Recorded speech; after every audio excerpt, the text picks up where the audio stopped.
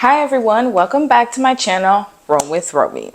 Today's video is going to be another review video, but this time it's not going to be a review of a TV show, it'll be a review of a movie. Now, I'm pretty sure a lot of you probably haven't seen this movie, but I feel like I need to talk about it. I watched this movie a few weeks ago and it is still playing rent-free in my mind. I kind of want to do a series of movies that triggered me or trigger me. I just feel like there's so many movies out there where I just see so many things that kind of give me PTSD, or that I feel like could be kind of like warning signs for a few of you, especially those of you who are going to start dating, or if you already are dating, or if you want to kind of see yourself getting married, if you see yourself in a long-term relationship or whatever relationship that you're in. I just feel like as women, we should talk more about these kind of things and kind of signs, especially nowadays, because I just feel like violence against women has, I don't know if it's increased or I've just been noticing it more, but I've seen a lot of women kind of go through a lot of relationships with men who have warning signs, but it's hard to see the red flags when you don't really know, or you kind of just brush them off. This movie in particular, really, y'all, that movie threw me for a loop. Like, I was not expecting it to go that way. I didn't even really know about the movie prior. I didn't expect it to be that deep. And also, the movie that I'm about to review, Killers of the Flower Moon, it is based on a true story. So this is not even a movie. This is a real life event. And even though it happened a long time ago, it's still relevant to today. So this is going to be a new series, Movies That Trigger Me. If you're interested in watching this and kind of learning more about my observations and also my tips and advice, stay tuned. Before I get into my observations and my review, let's go over the plot and the premise of the story. So Killers of the Flower Moon stars Leonardo DiCaprio, Robert De Niro, and Lily Gladstone. The actors were phenomenal. Like they made me believe that they were the characters. It is also directed by Martin Scorsese. He's a really famous director. He also, I guess, directed Gangs of New York and so many other movies. I haven't watched it in particular. I might watch Gangs of New York to see if there are any similarities as far as like the production and the cinematic style. So let's get to the plot. So the movie begins by kind of giving a depiction of the Osage tribe. The Osage tribe is a tribe that lived in Oklahoma, and the movie is set between 1919 to like 1920 something. So this was a while ago, right? And this was after the First World War. So the Osage people, what happened was they were living on a reserve in Oklahoma, and then oil just came gushing out one day. Oil was a huge thing. They got rich, okay? So people were just living their best lives, and one day the oil came gushing out and they became millionaires. So they started, you know, showing off the wealth, became wealthy, and through that oil discovery, a lot of people, y'all get where I'm going with this, a lot of people started to get interested in going over there and seeing the oil and trying to get a piece of the pie. Now, if you are African American, you guys know that this also happened in Tulsa, and it's so crazy because they did reference Tulsa in this movie. And I'm wondering if they're ever going to come up with a movie about Tulsa, or maybe they haven't, I just don't know. So y'all let me know in the comments if y'all know any movies about Tulsa, Oklahoma, because I would love to watch that. In any case, let's get back to this movie. So the Osage tribe, they get rich, and then they start having money, and they start getting richer and richer and richer. Now, there's a man named William Hale. William Hale is a Caucasian man, and he starts getting really invested in this county, right? So this is Robert De Niro's character. We're gonna call him Geezer, okay, from now on, because he is just a greedy geezer. He started to like kind of befriend people, and he became a sheriff in the town. He became so popular and so well liked, and so now he set himself in there. Leonardo DiCaprio's character, Ernest Burke, was like his nephew or his play nephew. I don't know. I never really established a relationship because Ernest had asked William, or Geezer, what should I call you? And he said, oh, you gonna call me uncle or king. That already lets you know something ain't right up there. But anywho, so Ernest, let's get to Ernest's character. So Leonardo DiCaprio's character is he's called out, you know, he just came out of the war, he's not really working, he has some like digestive issues or something like that where he can't really work like a hard working job. So Geezer invites him to this city. You know, he already started planting himself in there. He started getting, you know, his little thing going, his little operation going. So he's like, hey, yo, come out here. It's lit out here. You know, they love us over here because, you know, they let me in or whatever. So what's up? And then, you know, Ernest said, all right, cool, I'm coming. So Ernest came with his little one bag. He was low income. He just came from the war. He probably got PTSD from what's going on. So he's like, hey, you know, I'm trying to escape. He's over there. And his brother Byron was already over there. So he's like, hey, twin, where you been? You coming in? And he said, okay. So, all right, we got the premise of the base of the plot. Now, Geezer, as soon as Ernest gets there, Geezer's already starting to plot. He was already trying to look for work for him to do. So he was like, okay. You have digestive issues. You can't really lift things. How about you be a taxi driver? He's like, okay, you know, cool. And then Geezer starts asking him questions about like, oh, you know, how do you feel about dating red women? Y'all know what red men at the time. So then, you know, Ernest, he's like, oh, you know, I like all types of women. Red, green, yellow, blue, I don't care. Listen, I'm just here to have a good time. He's like, you know, he's having that kind of vibe, right? And then Geezer starts telling him what his plan is. Okay, so he's like, okay, you gonna go and find the richest woman here, because what he was trying to do, Mr. Geezer, was trying to get all the oil money. His little operation was this. He would set up the white men that he knew with indigenous women. And then he would start doing some diabolical stuff to them. So in order for him to get the heritage. So Leonardo DiCaprio is set up with somebody named Molly. And he starts off as her driver. So he already done knew about Molly before he even started talking to her. And this is my first tip. Okay, so this is where my dating tips come in, because I feel like I'm trying to explain the story, but then there are tips along the way. So y'all just follow me here. The first tip that I would give y'all is beware of what you share. Because when a dude is plotting, he already knows everything about you. So Molly is one of, like, I believe 5 sisters. And, you know, her family got money. They are wealthy. And they were one of the families that grew in wealth after the oil, you know, the discovery of oil under their land. She's single. She ain't got a man. And remember, Geezer, he already knows all the girls over in the tribe. He already knows everybody. And matter of fact, he had set up her sister Rita with a man. Okay, his name was Bill. And Bill Smith, he already doing some diabolical stuff to Rita, okay? All of a sudden, she's sick. They don't know why she's sick. She just falling ill. She's getting sicker and sicker and sicker, and nobody knows why. He's acting like he's attentive to her, and he, you know, trying to take care of her, but he's part of the operation. He's part of the ops. So then now, Geezer is trying to set up Ernest for Molly, because Molly is tough. She ain't easy to crack.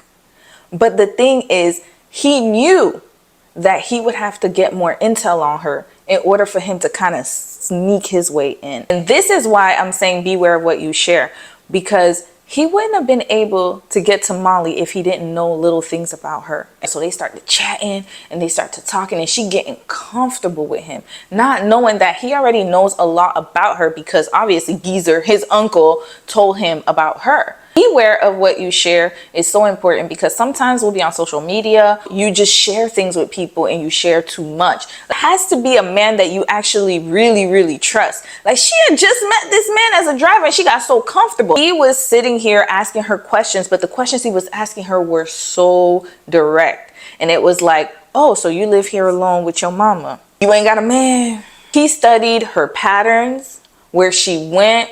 He studied her habits and her weaknesses and her finances. He was like, oh, you got this big old house. How you get it? Okay, so all of his questions are about what she has or what she lacks, not about her as a person.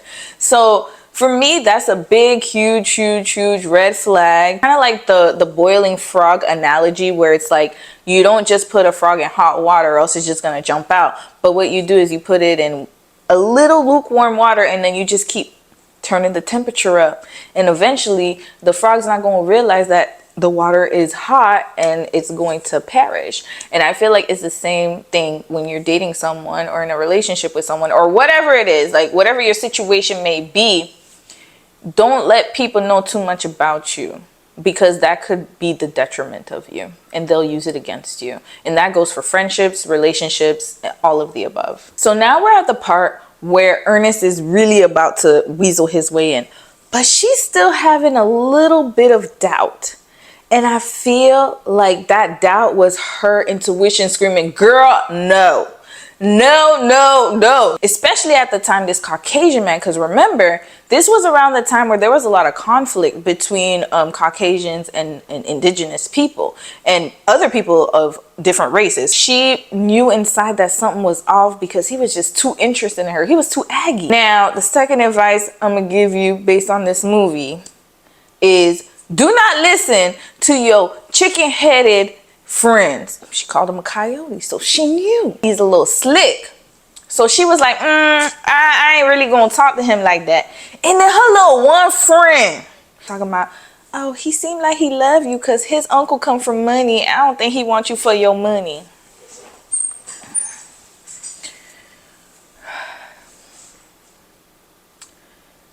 Even if his uncle came from money, that doesn't mean that he don't want more money.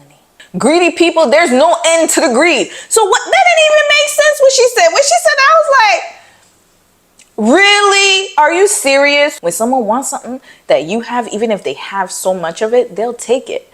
Her reasoning was just so off. But unfortunately, because she already was having doubts and that friend planted the seed in her head, she was like, okay, you know what? That's right. He probably does love me. So I'm going to go on ahead and start dating him. And this chicken-headed friend set her up, because y'all gonna hear the rest of the story now. It gets really bad. All of her intuition, everything that she thought and she knew, and everything she believed and her logic just went out the window.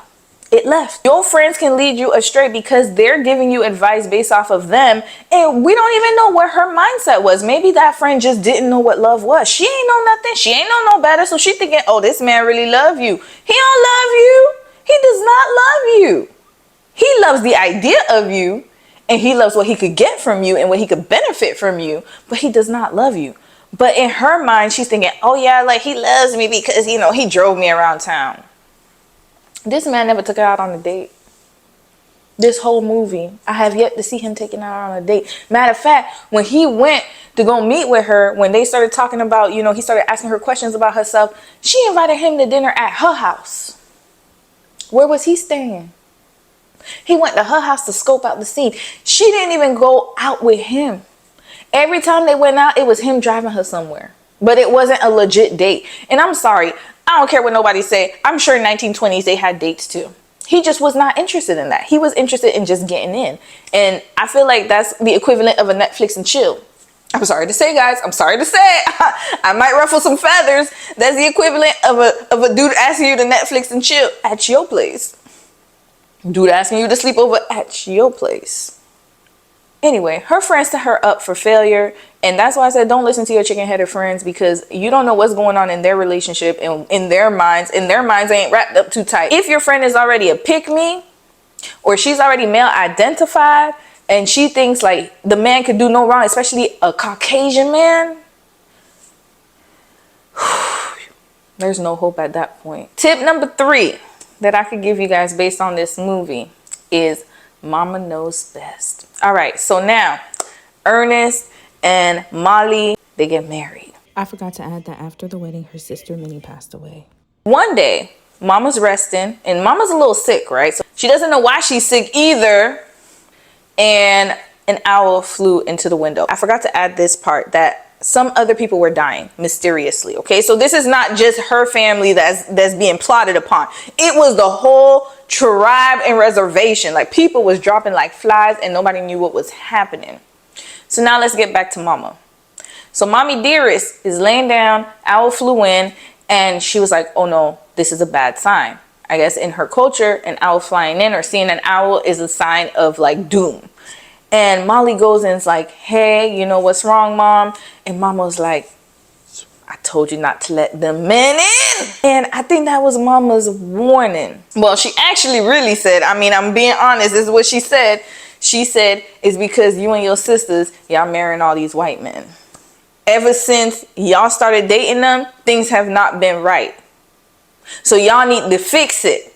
But Molly, now she's already too far gone. And then Mama's giving her the warning, but she's not really listening, okay? Then Mom calls out for Anna. Now, Anna is the other sister. Anna gets introduced to us. Anna a little rough around the edges. Kind of like, I would say she is the equivalent of like some, you know, she the hoe, okay? I don't want to say it like that, but she the hoe of she the whore. She's the town whore, okay? I really don't want to call her this, but she was the town whore. Anna is a busybody, and Anna done slept with everybody. When I tell you Anna slept with everybody, Anna slept with everybody, okay? I don't know if it's because she was an alcoholic. I don't know if it's because she had low self-esteem, but she was open wide. She was wide open. You know, she was laying it low and spreading it wide. So all the men, they done had a taste of her, especially Byron. So Byron, remember, that's Ernest's brother, right? And he's part of the operation too. So, you know, she's sleeping around with different men or whatever, and nobody could tame her. Anna came in, Byron was sitting down, and she sat on his lap. Now, it wasn't just Molly's family that was at this dinner. It was also his family. So the Caucasian folks was there. And so when she sat on his lap, he pushed her off and he said, I ain't your man.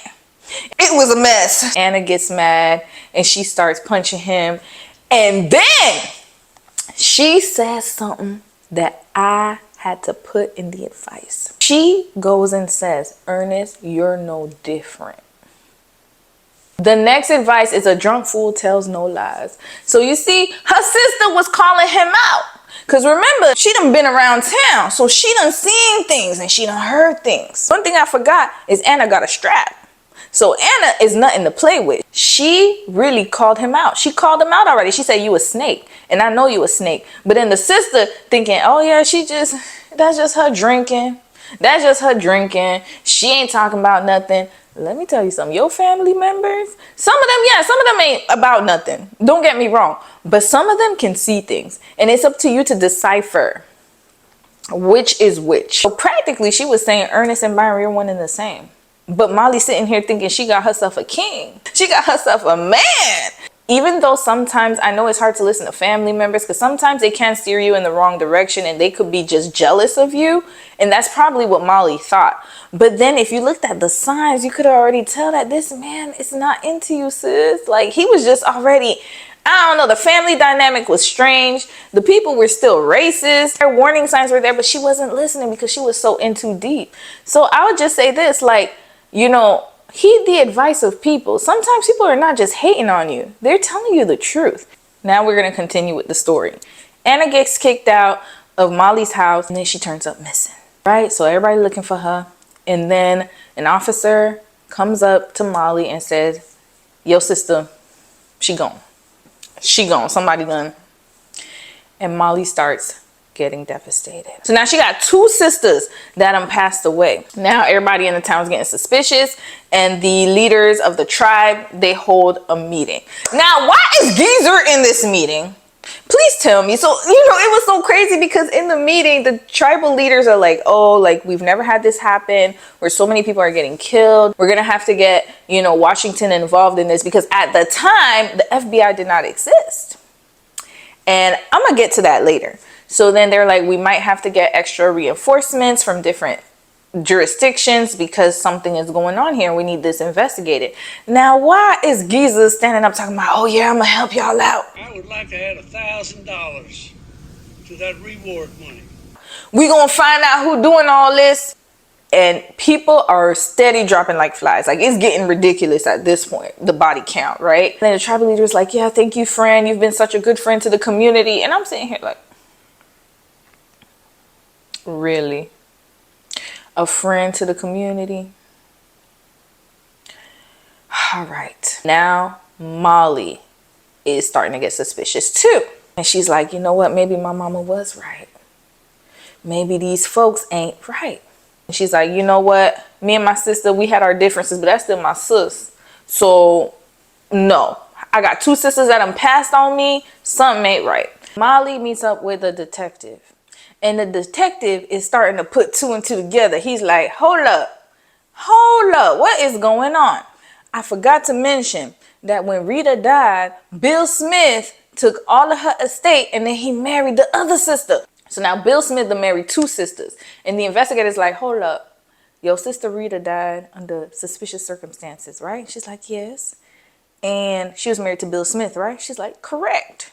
And he's like, and Bill Smith is married to your other sister now, huh? And she's like, yeah, he is. And while she's there, Ernest is there too. So he listening to all this and he like, hold up. He's starting to piece the puzzle together too well. He knows something's going on. So now Ernest goes and tells Geezer, hey, you know, they're starting to close in on us. What we finna do?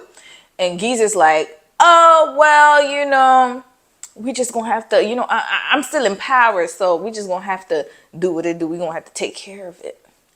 So now he suggests for Ernest to poison Molly's insulin because she's a diabetic, right? And she needs insulin to survive because he knows that she's starting to put two and two together. Now Molly, she goes to visit her mom and we could see that her mom is surrounded by family members. Now the doctors done took her mama out, y'all.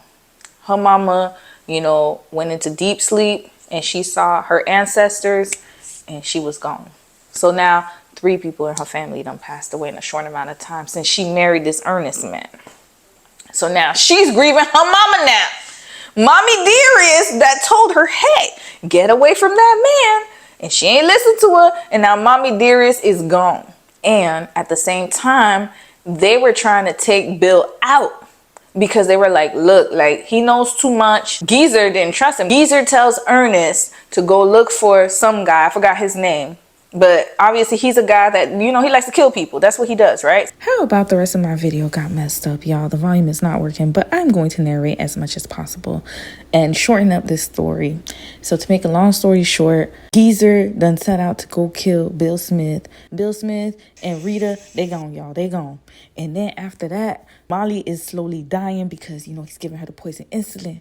So then, you know, a whole bunch of events happened, but let's just say that a lot of more people turned up dead. The investigator died. Everybody done died around the town. So now an investigator came in from Washington and he's like, yo, what is going on here? In the meantime, I forgot to add, Molly got pregnant while she was taking the poison insulin, and she had a daughter who developed like a lung infection because of that. And so now Ernest is sticking up for Geezer, but then he starts realizing that Geezer's just an old snake and he doesn't really care about him. So Ernest gets arrested, Geezer gets arrested. At first, Ernest is like, no, I'm not going out like that. I'm not going to snitch. But then after that, once he found out his daughter died, he cried crocodile tears and then he snitched on Geezer. And in the end, Molly gets saved because once Ernest goes to jail, the investigators that came, they saw her and she was nearly near death. Like she was near death, like on the floor about to pass. And they took her to a hospital and she got rehabilitated. The trial gets underway and Ernest testifies against Geezer. And Geezer is still delusional AF. You know, the evidence just kept piling up. And basically they all get sent to jail. And in the end, Molly asked Ernest if he poisoned her insulin. And this fool still sat up in her face and said, no, it was just insulin. There was nothing in it.